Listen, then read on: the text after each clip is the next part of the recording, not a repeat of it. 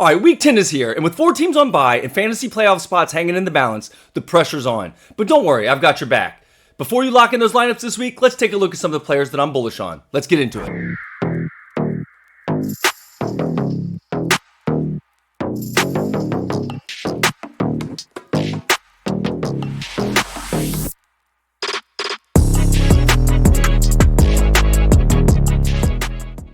What's up, everyone? Welcome back to Fantasy Bankroll. I'm your host, Robert Banker. It's the Week 10 Bullish Report, the players with matchups that I'm fired up about this week. Before we dive in, please hit the like button, and if you haven't already yet, please subscribe. And drop a comment below letting me know which players you think have good matchups this week. And we'll get started like we always do by taking a look at the quarterbacks. Let's go. All right, the first quarterback on my Bullish Report this week, Detroit Lions quarterback Jared Goff. Now, Goff's facing a Commanders team that's allowed 8.8 yards per pass attempt, the most in the NFL. They've also allowed the most pass plays over 20 and over 40 yards this season. And that's translated to the third most fantasy points allowed to opposing quarterbacks on the season at almost 21 points per week. So I think Goff and the Lions have no problem taking advantage of the matchup this week. All right, the second quarterback on my Bullish Report for Week 10, Los Angeles Chargers quarterback Justin Herbert. Now, Herbert currently ranks second in the league in passing yards and passing touchdowns, and he's ranked no worse than QB3 in most fantasy leagues. And this week, he's going against a Steelers team that's traveling across the country that's already giving up the most passing yards per week to opposing quarterbacks. And Herbert's already gone over 300 yards passing 3 times this season, all at home. And I think he does it again this week and makes it 4. And I think he adds 3 touchdowns. So if you got Justin Herbert, start him against the Steelers. The last quarterback of my Bullish Report for Week 10, Chicago Bears quarterback Caleb Williams. Now, Williams is coming off easily his best game of the season, and though it pains me to say, it was against the Bengals JVD, so we'll have to see how that translates to this week's game. But luckily for him, it's against a Giants defense that's almost as bad as the Bengals, giving up almost 21 points per week to opposing quarterbacks. So I think Williams carries some of that momentum back home and has a good week against the Giants this week. All right, the first running back of my Bullish Report for Week 10, Buffalo Bills running back James Cook. Cook's doing his best to show last year wasn't a fluke. And while he's slowed down after that blazing hot start to the season, he's got a good opportunity this week to get back into the top 5 scoring against a Miami Dolphins defense that's allowing the third most rushing yards per week to opposing running backs. And I wouldn't be surprised if that ranking gets worse this week against Cook and the Bills. All right, let's keep talking running backs on this week's Bullish Report. And next up, Cleveland Browns running back Quinshon Judkins.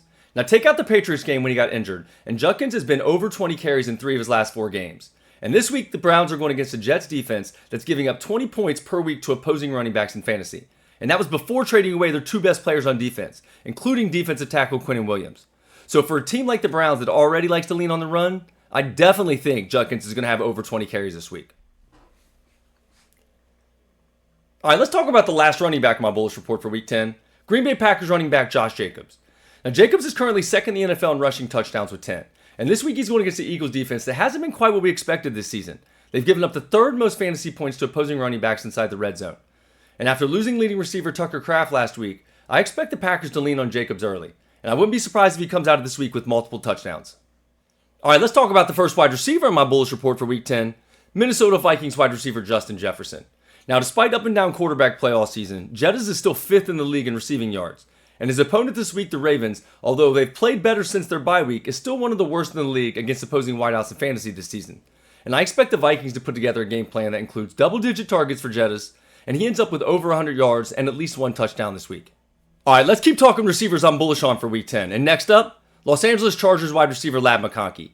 Now, over the first 4 weeks, he was averaging 7 targets per week with 0 touchdowns. But over the last 5 games, over 9 targets per week with 3 touchdowns. And this week's opponent, the Steelers, bottom 5 in fantasy points allowed to opposing wide receivers at 25 points per week, including 11 points per week to slot receivers.